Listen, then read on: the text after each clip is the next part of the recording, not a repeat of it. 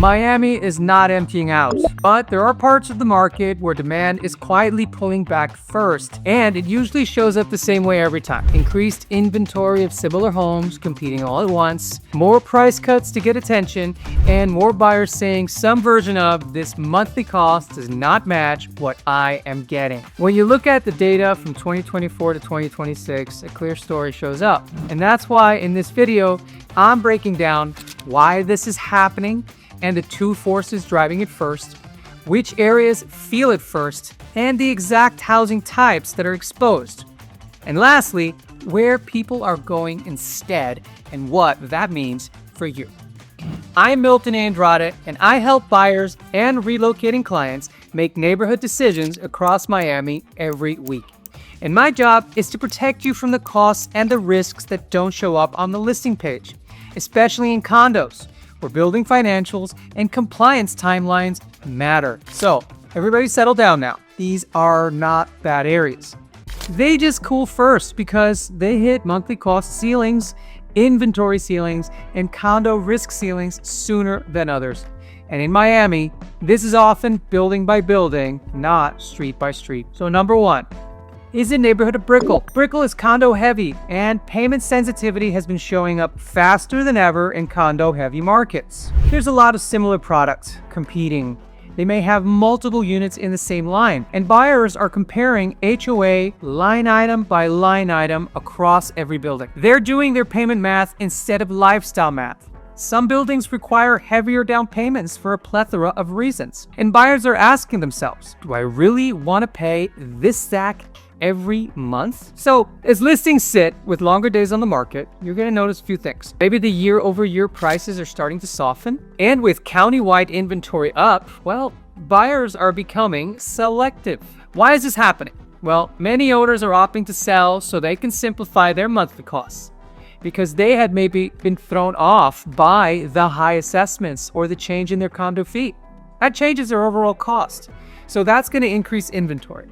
And then buyers, well, they want fewer condo variables, and they want to know what their risk is for future assessments or a change in their condo fee. And the condo fee and the taxes is nearly 50% of your total payment. So any jump in that condo fee for one reason or the other, well, that's going to change your payment. And they want to know what this is going to be, and they want to limit their risk. So number two, downtown Miami. Well, downtown Miami, like Brickell, is very condo heavy. And when similar condos compete side by side, even small buyer hesitation shows up quickly. You know, there's tons of new construction happening. That is changing the density in downtown. It's changing the views.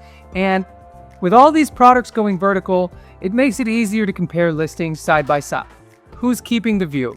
Who's losing the view? What are my current assessments? What were they a year ago? Where are they going next year? Buyers are really leveraging all of this to make their decisions, and they're going to make sellers compete one against the other, building one competing with building two, because at the end of the day, if buyers have leverage, they're gonna use it.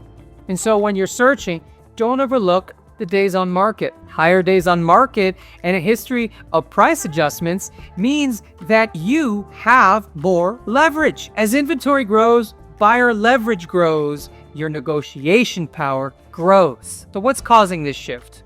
Well, people are able to widen their search, and they're going to get more particular with their must-haves, especially if it's due to cost. And they want to be central, but they also want a neighborhood feel or less building exposure.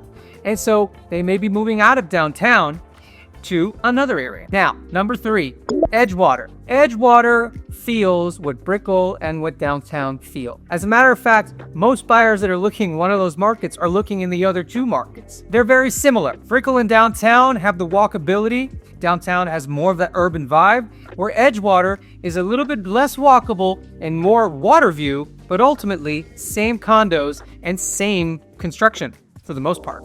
Buyers are cross-shopping aggressively, and they say to themselves, if I'm paying this here, what am I going to get over there? And in these condo-heavy markets with similar price points, well, buyers are looking at all their options, and they're negotiating harder. Now, what else are buyers looking at? Well, many are looking at townhomes and single-family homes. because there are more controllable costs outside of a condo fee. Even though, in a single-family home and a townhome, you're still going to have to take care of your roof, your windows, your exterior, pay for your landscaping, your water, sewer, trash, all the things that you pay for in a condo. It's just that in a condo, you see that fee, and automatically you think to yourself, that's high. It's actually the same in many places.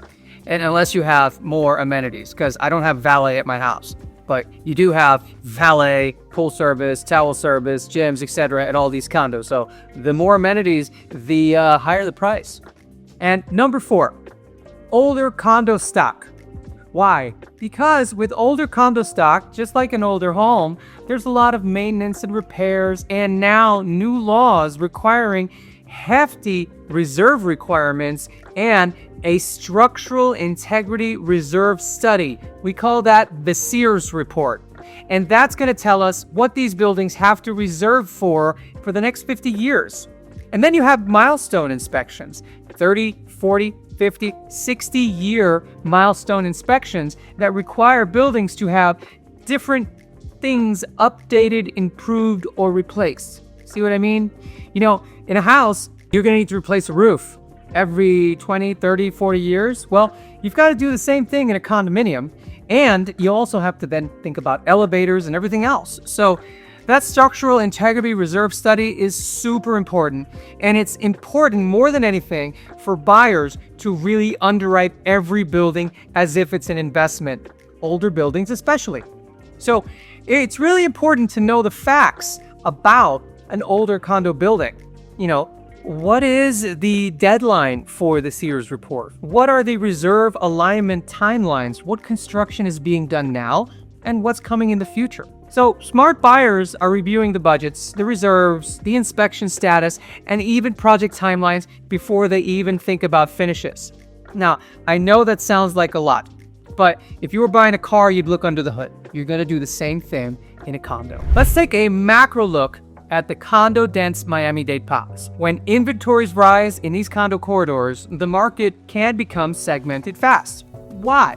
Because strong buildings are still moving.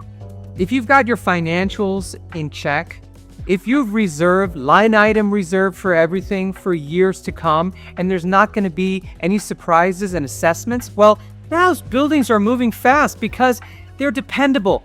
Well, weak or overpriced listings are going to sit, especially in a building that maybe hasn't been as responsible over the last couple of years. And negotiating power is increasing quietly across the market for buyers that do their diligence. So, everybody calm down. People are not leaving Miami. Miami lifestyle has not failed. These folks are moving away from high condo fees and more so from higher uncertainty condo situations first. So, where are people going? Well, they're staying local and they're moving where they can find upward mobility, and that is, number 1, Southwest Broward. Why? Because your dollar travels faster in Southwest Broward, and it's realistic that you're going to go from a condo in Miami to a single family home in Southwest Broward in areas like Miramar, Pembroke Pines, maybe even Weston, Cooper City, Hollywood. That's not Southwest, but it's very long. In any event, you can definitely go from a condo into a single family home. You're going to get more space. You're getting land and you're getting predictability. You're getting more privacy, fewer condo variables. And this is still South Florida. But what are the trade-offs? Well, the trade-off is time and travel. If you still work in Miami but live in Broward, your commute just jumped from 20 minutes to 45, maybe an hour and 10 during peak traffic hours. Also, the Miami vibe is something you might visit instead of immerse yourself in, because you're going to have a different daily rhythm in Southwest Broward. Number 2, Fort Lauderdale Beach. Why? Because it's still the beach. You're keeping the coast, you're just changing the pace. Fort Lauderdale Beach is beautiful, and the water is the same temperature, and buyers who still want the water, they're gonna swap Miami intensity for a different cost structure. Your dollar travels further here in Fort Lauderdale Beach than in Miami Beach. And often you have more negotiating room, more than you would expect. But the same things apply here. You need to look at the HOA, the insurance, the reserve strength, because two identical price points do not equal the same deal. Number 3, Coconut Grove. It's almost the natural progression that you move from high density condos in a fast-paced lifestyle like Brickell, downtown, and even Edgewater to Coconut Grove, because this is going to have a vibe of its own with a beautiful tree canopy, an identity, and a neighborhood feel. So you still feel close-knit, just not all up in people's face. You've got space and you've got tranquility. But keep in mind, in Coconut Grove, there's limited inventory and the premium is real. And it matters location, location, location. Are you in North Grove, Central Grove, South Grove? Are you by the water, or are you closer to the downtown? Location matters. Number 4, Coral Gables. Just like Coconut Grove is a natural progression, Coral Gables is a natural progression of most people moving from the high-rise living to a slower, more stable, a more established neighborhood like Coral Gables. It's going to be a slower quality lifestyle over fast-paced city living. And when I say Coral Gables is established, it is very established. Coral Gables exists on its own and needs nobody's help. It is in a beautiful place to live, and it's close to the Miami scene without being in the Miami scene. Also, it's probably going to be your last move. But things to keep in mind. Well, this is older housing stock. It was established in 1925, so although there are some new single-family homes there, most of them are built in the 40s, 50s, or earlier. And you need to know what that renovation cost may look like if you're looking to bring an older home up to modern standards. You'll also need to know what's your flood risk, because block by block, that changes. And Coral Gables, well, it's got premium pricing. So what does all this mean? Well, for buyers, it means you've got a lot of leverage, but only in specific segments. Condo-heavy corridors mean lots of negotiation room. But this isn't just one Miami market. It's block by block. And building by building. Have to look under the hood of every single one. For condos, the building is the asset, but the unit is the wrapper. You have to request the budget, the reserves. You have to look at the assessments. What's the inspection status of the milestone or that reserve study? It's important to look under the hood and underwrite condos above all, and that's the most important thing. For sellers, pricing wrong now costs more than it used to. Buyers are comparing everything instantly, and patience is going to favor prepared listings. What does that mean? It means you need to be transparent more than ever. You got to be upfront. Have your documentation ready. And the condition matters more than ever. So get your home ready to sell. Control the narrative on assessments. Why are they happening? And what the future really holds when it comes to those assessments. So here's the big picture. Miami did not lose demand. It was redistributed. Buyers didn't disappear. They become payment and risk sensitive. The biggest risk right now is making a decision based on the neighborhood name instead of the true monthly cost and the specific building or block dynamics. If you understand where the market is getting more competitive and where it's getting softer, and how buyers are underwriting the real monthly cost right now, you don't have to guess. You can move strategically. If you're thinking about buying, selling, or relocating to Miami, and you want a numbers first breakdown of which areas are cooling and where demand is shifting, and what the real monthly cost looks like building by building, well then reach out before you move. I work across Miami every week, and my job is to help you make a decision that feels good after you close, not just on closing day. And remember, condo dynamics vary dramatically building to building. Always verify inspections, reserves, assessments, insurance, and the HOA details for the specific property that you're considering.